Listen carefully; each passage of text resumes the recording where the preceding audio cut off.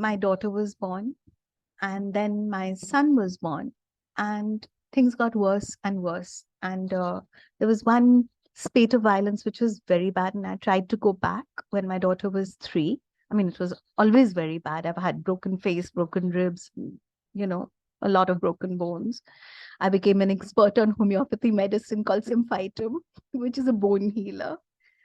But you know, it shatters you, and you just you just don't know how to react. So you keep on living in that world, and you don't even know what you're thinking anymore.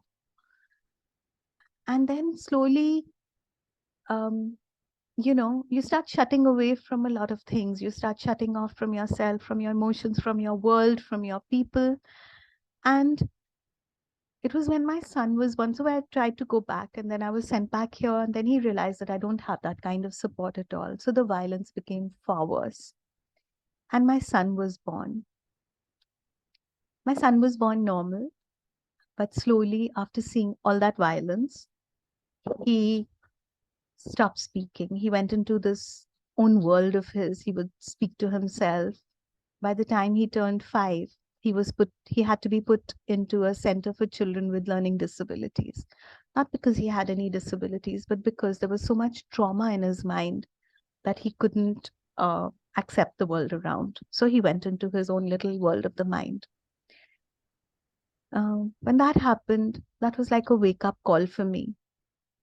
I was 35 years old, neither old nor young. My daughter was 9. My son had all these problems. But I realized that if I live on here, my son is going to be a vegetable forever. And that shook me to the core. I couldn't have that. So we had a little flat in Delhi. I told my father that I'm going to live here. I'm just going in there, and I don't want any money. I don't want any support from you. If you don't want to give me anything, don't give me anything. Just give me a roof. And that's more than most women who undergo violence have, you know. And so I came away. He followed me. He threatened me. I'll throw acid on your face. I'll do this. I'll do that. You come back to me. He was a lawyer. I had no money. The only thing that would have taken me back was if he had fought for my kids. He would have got them, because I didn't have the money to actually support them, and I didn't have the support either. But for him, my children were a liability if I was not there. And it was ironic, and it was, thankfully, he didn't fight for them. And I came out, and I restarted my life at 35 with my 2 children. And slowly, slowly, we started healing. We started, life went on. I didn't have money. Life has been a great struggle. Financially, it's been really tough. And because I came from an affluent family, I had a bit of gold, which I used to sell off as and when required, and educated my children up to a point. And then the gold ran out. Then I went to the school, Sri Ram School, and I spoke to the owner, Mrs. Bharatram. She was just the most amazing person in the world. And I told her, I've run out of gold, and I don't know how to pay your fees anymore, and I don't know what I'm going to do. How am I going to educate my children? And she said, your children are my children. I'm going to educate them. So my kids were educated in the best school in Delhi. And they went on. So in 2006, so when this was a big weight off my shoulder, because the struggle for money was always there. There would have been times when I didn't know when my next electricity bill was going to be paid from. I didn't know how I was going to get the next meal on the table, but God was kind, and we managed. And with the school thing getting set, I was able to take on a lot. And in 2006, 3 very big things happened in my life. The first was that the domestic violence law came into being. Right? It's a 2005 law that came into being in 2006. And the Second thing was that I had a neighbor, and she was going through the same thing that I had gone through. And I worked with her and I helped her and took her through a lot of things. She got her child. I used to go to court with her, do everything. And she got her freedom and she got her child in that year. And the third thing was that my first book, Woman of the Elements, came out. My path was set. This was my life.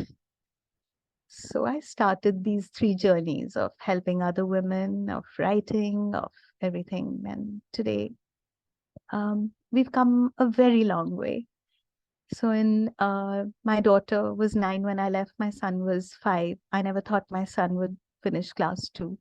You know, he was in such a bad state. But there's nothing that we women cannot achieve. Nothing in this world. And slowly as time went on, my daughter went on to do her class 12. And she came in the top 1% in the country in the class 12 boards.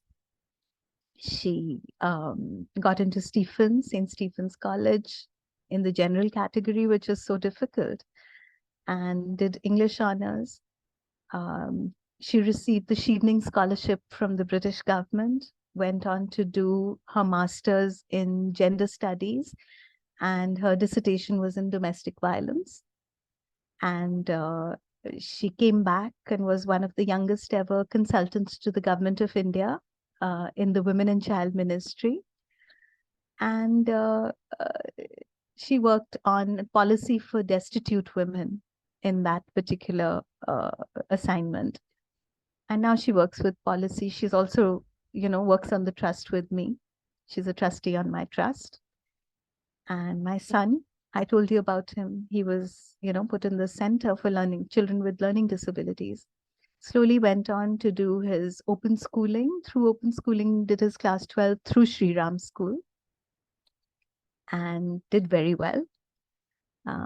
In his class 12 boards, got into Ambedkar University, did history honors, 6 semesters, 6 academic scholarships, and then went on to do his master's in gender studies and did his dissertation in domestic violence as well with his master's, and also runs my trust with me. And today he's also a teacher at the Sri Ram School. So my kids have come a long way. So what happened even in my life was that I didn't get support from my father. And my brother told me, there's no place for you in this house. You can't come back with your children. And eventually my dad fell ill and he had diabetes. He had to have 4 surgeries, amputations, part amputations of the foot. My brother then didn't allow him to come into my mother's own house in Calcutta. And he, said exactly the same words to him that were told to me, that there's no place for you in this house.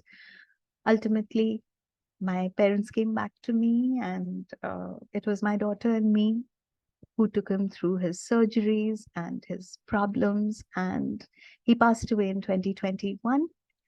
And my mother lives with me now, and she is the greatest blessing of my life. So that is my story. Yes, dear. Thank you, ma'am. Thank you for sharing it and being so transparent. When you share your story, you make us all stronger. You're an inspiration. Thank you so much. And you put it in the right way. If at all I hadn't been through all the hardships, I would not be what I am today. That has given me the strength and courage to bring out the inner, the Shakti or the power that is within every one of us. Yes. That's really nice. I really admire you for who you are, ma'am. Thank you very much. Thank you, dear. Thank you so much, ma'am. It means a lot. God bless. God bless. Thank you, dear. My dear friends, with this, we come to an end to the International Fab Talks for today. Do us a small favor, share this video with the right kind of people. There are lots of beautiful messages hidden in this wonderful session. You never know whose life could be changed and whose life could be transformed for the better. And friends, if you like what the International Fab Talks is doing, stay connected with us. Bond with us. Like, comment, subscribe, and share the video with us. Thank you. God bless you. Thank you. Bye-bye. Bye.